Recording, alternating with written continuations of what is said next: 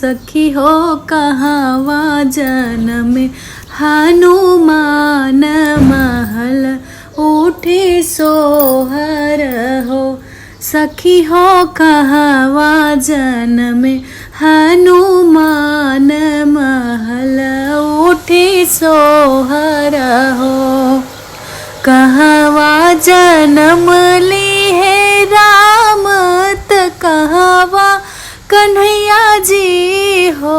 सखी हो कहवा जन्मे हनुमान महल उठे सोहर हो।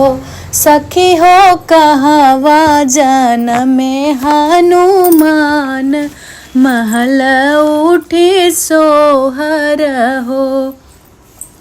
अयोध्या में जन्म लिहले राम त मथुरा कन्हैया जी त मथुरा कन्हैया जी न हो। सखी हो पर्वत पे जन्मे हनुमान महल उठी सोहर हो। सखी हो पर्वत पे जन्मे हनुमान महल उठी सोहर हो।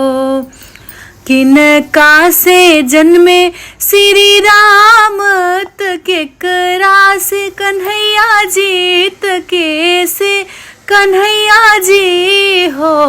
सखी हो के से जन्मे हनुमान महल उठे सोहर हो। सखी हो के से जन्मे हनुमान महल उठे सोहर हो। कौशल्या से जन्म लिहले राम त देवकी से कन्हैया जी देवकी से कन्हैया जी हो। सखी हो अंजनी से जन्मे हनुमान महल उठी सोहर हो। सखी हो अंजनी माँ से जन्मे हनुमान महल उठी सोहर हो।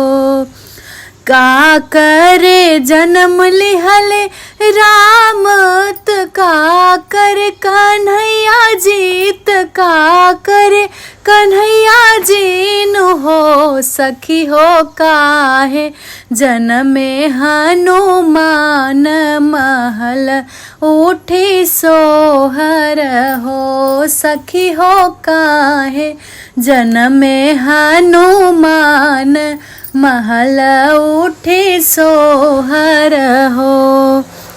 रावण वध जन्म ली है राम त कंस बध कन्हैया त कंस बध कन्हैया जी हो। सखी हो सुरसा वध जन्मे हनुमान महल उठे सोहर हो। सखी हो सुरसा वध जन्मे हनुमान महल उठे सोहर हो। कहवा जन्म ली है राम त कहवा कन्हैया जी हो।